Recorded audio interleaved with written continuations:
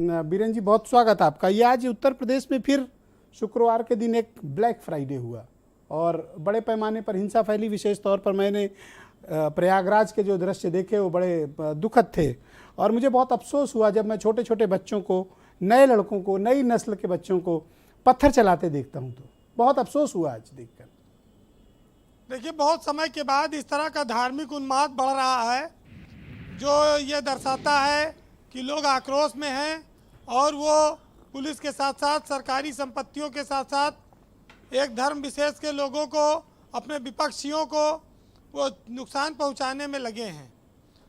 हमारा समाज और भारत का देश अभी तक तो जातियों के आधार पर हम बटे थे, लेकिन अब धर्म के आधार पर तेजी से बढ़ता हुआ दिखाई पड़ रहा है।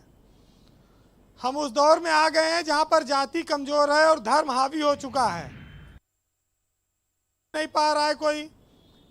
तो जब रुकेगा नहीं तो फिर कहीं ना कहीं भाई आप कितने दिन धुआं को दबा के बैठाए रहोगे। चिंगारी बुझाओ, धुआं अगर निकल रहा है तो आग भी बन जाएगा, भड़क भी सकता है। उस पर काम होना चाहिए। कैसे? सामाजिक भाईचारा बढ़ाकर, ईद बकरीद, होली दिवाली, हिंदू मुसलमान गले मिलना, सिवई खाना, आना और जाना एक बड़ी पुरानी परंपरा रही है। गंगा जमुनी तहजीब क्या कहती है? जो हमारे बड़े बुजुर्गों ने कहा था, ये जो पत्थर चल रहा है कानपुर से लेके सहारनपुर, प्रयागराज, इस पर बोला था उन्होंने क्या इसी दिन के लिए सब बातें रखी गई थी? बहुत सारी चीज़ों में एक बात साफ है कि अगर आप किसी धर्म का प्रसार चाहते हैं तो दुनिया में जितने धर्म आगे बढ़े हैं वो नफरत से नहीं बढ़े हैं, ज़बरदस्ती से नहीं बढ़े हैं, वो प्रेम से बढ़े हैं। हिंसा का धर्म में कोई आधार नहीं है। हम भारत के लोग वैसे भी अहिंसक रहे हैं, गांधी जी के आंदोलन से आए हुए लोग हैं। भारत देश सबको प्यार और सम्मान देने वाला है, फिर भी हिंदू मुस्लिम के बीच ये खाई क्यों चौड़ी हो रही, क्यों बढ़ती जा रही है? जब भारत में सभी धर्मों का सम्मान है, संविधान उसे संरक्षण देता है, सत्ता प्रायोजित किसी भी धार्मिक आयोजन को हम मना करते हैं, तो फिर इस तरह का उपद्रव कैसे हो रहा है? ये बहुत सारी बातें हैं, लेकिन एक उपद्रव, एक दंगा अपने पीछे तमाम आंसू, तमाम उजड़े हुए घर, तमाम बेटियां, महिलाएं, बच्चे, उनकी सिसकियां छोड़ जाता है। वो भी लोगों को देखना होगा। हम अपने भावनाओं में इतना आक्रोशित ना हो जाएं कि हमारे पीछे जो लोग हैं उनका जीवन कष्टकारी हो जाए। अब पुलिस क्या करेगी? लोगों को पकड़ेगी, जेल में डालेगी, मारेगी, पीटेगी, बच्चे और परिवार तबाह होंगे, व्यवसाय बर्बाद होंगे, रोजगार दिन पर दिन कम हो रहा है, लोग क्या खाए पिएंगे? ब्रजेश जी, बात आई कि जुमा की नमाज थी, व्यवस्था क्यों नहीं थी? देखिए, भीड़ एक अनकंट्रोल्ड सिस्टम है और जुमा की नमाज या कोई धार्मिक आयोजन सरकार इसे रोक नहीं सकती है।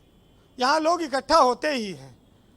तो अगर सरकार या पुलिस प्रशासन प्रत्याशा में पहले से लाठीचार्ज कर दे कि नमाज न पढ़ो या इकट्ठा न हो, तो वो भी एक बवाल है।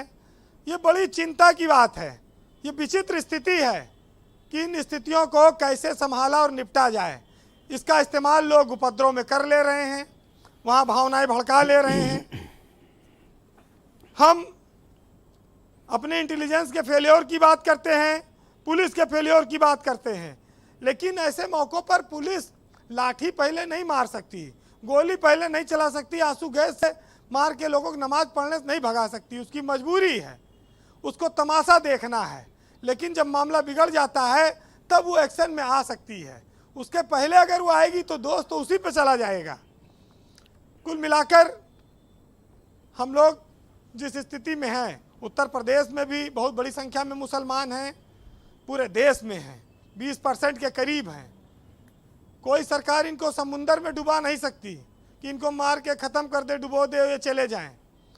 ये इस देश की सच्चाई है, यहीं रहेंगे तो इनके साथ मिलजुल कर कैसे रहा जाए? और साथ रहेंगे, साथ रहेंगे, विकास के भागीदार बने।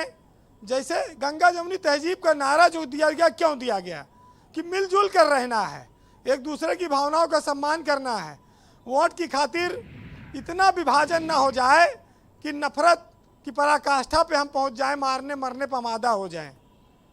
प्रयागराज, सहारनपुर, मुरादाबाद, कहाँ देश का नुकसान हुआ। गाड़ी जलेगी, सरकारी जलेगी, प्राइवेट जलेगी, घर अच्छा देखो, जलेंगे। मैं कल ही आपसे बता रहा था कि जापान ने कितनी शानदार बुलेट ट्रेन तैयार की जो सबसे तेज गति वाली है, और कल अमेरिका में कैंसर की दवा खोजी गई, और हमारे यहाँ के बच्चे जी, पत्थर लेके घूम रहे हैं।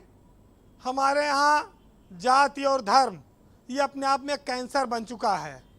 इसकी दवा अब खोजने की ज़रूरत है। शरीर का कैंसर तो अमेरिका ने खोज लिया, उसकी दवा। हम जो नए नए कैंसरों से जूझ रहे हैं, ये बहुत बड़ी चुनौती है। अब बुलेट ट्रेन की बात आप करते हैं, यहाँ तो साला जेसीबी खड़े हो जाए तो 50 आदमी खड़ा हो जाए, इकट्ठे हो जाए, काहे के लिए जेसीबी खड़ी है। ये तो खलिहारों का देश है, फुर्सतियों का। खाना पीना मिल जाए, मोबाइल चार्ज रहे, तो ना रोजगार की चिंता है, ना तरक्की की, ना घर लौटने की। मैं बता रहा हूँ वीरेन जी की जहालत की अंतिम पायदान पर खड़े हैं ये लोग सब, दोनों हिंदू और मुसलमान। अब वापस लौट आओ, वरना अब एक चीज इतिहास भी माफ नहीं करेगा। एक चीज दिखती है, जहां जो बहुसंख्यक में है वो अल्पसंख्यक को ना सतावे। मुसलमान ज्यादा है तो हिंदू को ना परेशान करे, और हिंदू ज्यादा है तो मुसलमान को ना सताए। एक तरफा अगर चीजें चलेंगी तो ये विस्फोट होंगे। इसको मिलकर रोकना चलें, होगा। मिलकर चलें, तरक्की के रास्ते पे चलें, पढ़ें लिखें। किसी को इतना न दबाओ कि वो ऊब जाए, वो फटने की जरा से कुरेदो वो फट जाए। ये देखना होगा हमारी आपकी जिम्मेदारी। बहरहाल हम लोग जिस समाज में हैं, वहाँ समाज का नुकसान, परिवार में कोई जेल चला जाए, कोई मर जाए, ये सब बहुत बड़ी क्षतियाँ हैं, सालों साल नहीं भूलती। एक छोटी सी खता पूरे जीवन की सजा बन जाती है। एक साहित्यकार ने लिखा है, हर धड़कते पत्थर को लोग दिल समझते हैं, उम्र बीत जाती है दिल को दिल बनाने में, और लोग टूट जाते हैं एक घर बनाने में, तुम तरस नहीं खाते हो बस्तियां जलाने में। जी बहुत शुक्रिया आपका वीरेन जी, बहुत बहुत धन्यवाद, बहुत शुक्रिया। बहनों भाइयों, आज के मसले को लेकर जो कुछ भी उत्तर प्रदेश में चल रहा है, हमने